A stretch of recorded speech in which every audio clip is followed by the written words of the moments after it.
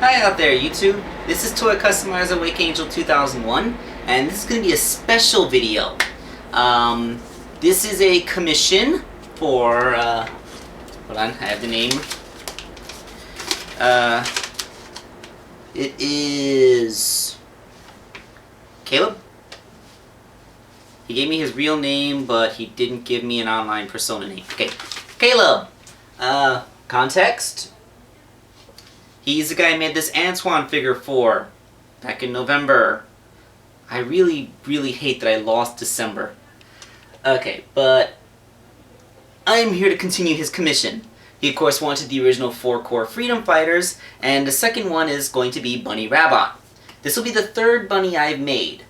So, I decided to make this video a little special by going a lot more in-depth than I normally do.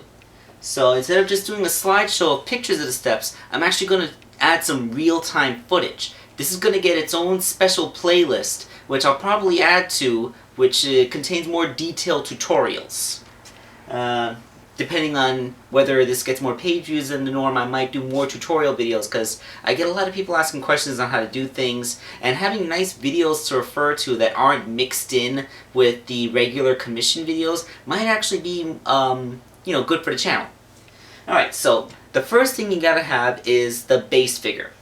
Now this is a Bunny Rabbit. She's a female, so of course she's going to use a Wave the Swallow as the base, as most female characters do. This is, as you can see from the coloring, one of the weird Wave figures. It seems that anybody who orders a Wave figure online nowadays gets one of these instead of the proper colored ones. So, I don't know what's up with that, but whenever you're buying online, if you want the proper Wave figure, be damn sure that that the seller is telling you exactly what kind of wave it is. And it's going to use Tails' head, because a lot of the Sad AM characters use Tails' head. I guess it's just the least circular. It matches the aesthetic of the old cartoon, which wasn't completely in line with the video game's aesthetic. Keep that in mind. Alright, so we got the base figures. The first step... Oh, by the way, probably not going to use these arms and legs, but I have random figure parts in my bins. Okay, so the first step is going to be dismantling this figure. So, let's show you how I do that.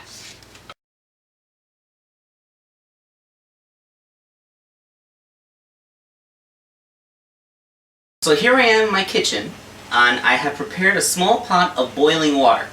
Now, I've gotten some questions as to how hot I should boil the water. Now, this is a fun physics fact.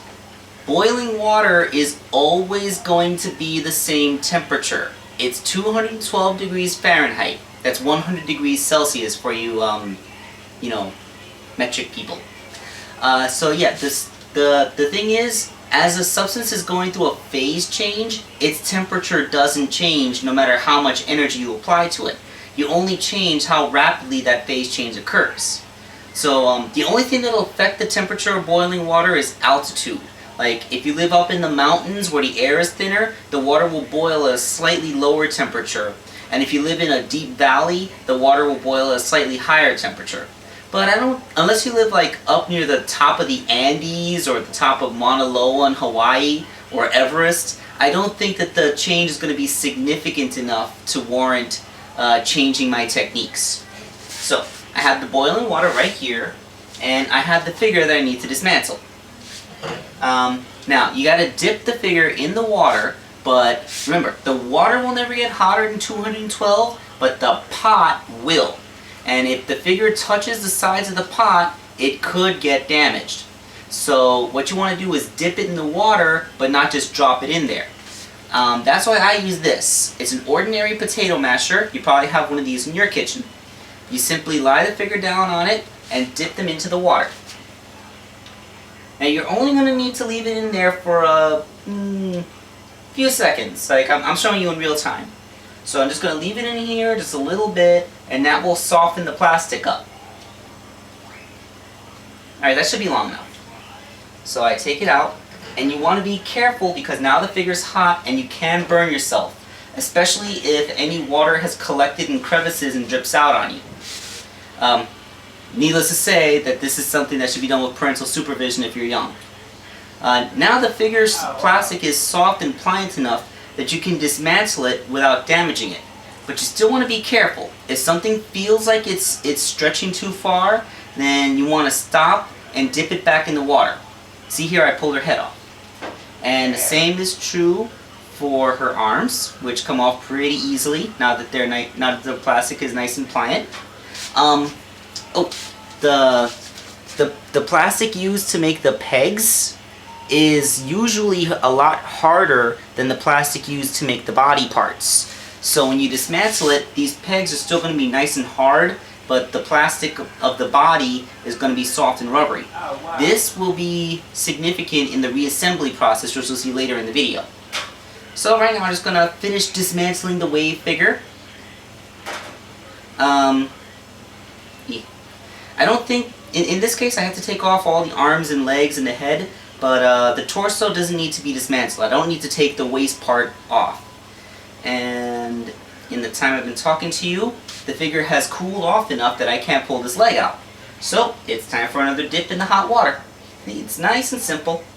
This is something that, this is a relatively quick part of the customization and shouldn't take you more than a couple of minutes at most.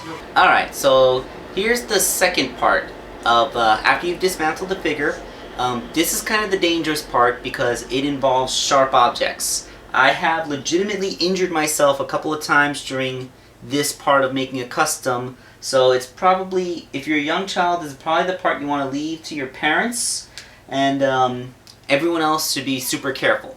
I'm speaking, of course, about cutting off extraneous bits, things you won't need.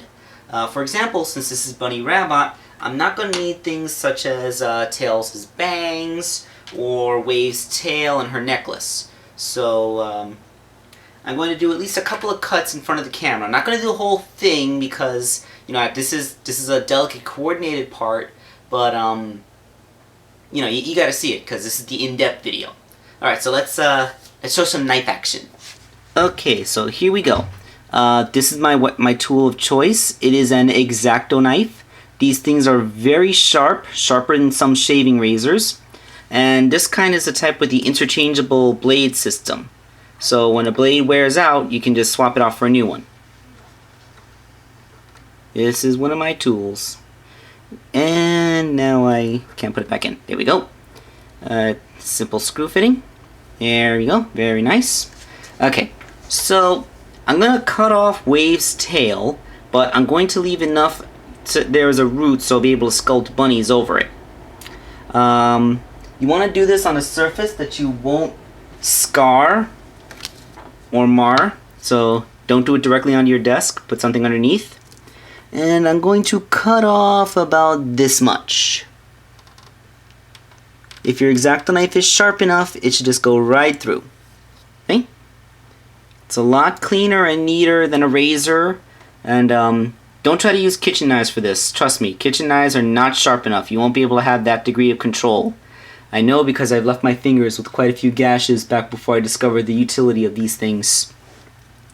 Now there's going to be a bit more precision, like cutting off the necklace, but I'm not going to do that in front of the camera because I really need to get close and focus on it to make sure I don't cut the wrong direction.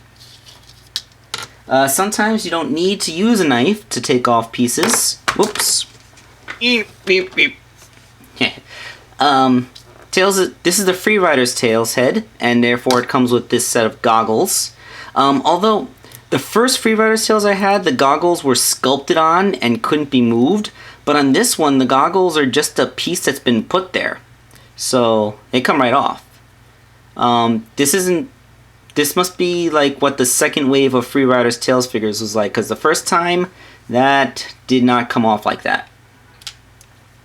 And of course he has bangs. The thing with Tails' bangs is if you pull hard enough, they'll just come out of his forehead. There we go. See? And it came out with the peg and everything. So yeah, you don't need to use knives to get everything off. Now I'm also going to use the blade to trim his ears down so I can build bunnies on top of them. But again, not doing that in front of the camera because there's a lot more plastic to get through and I need to be a little more precise.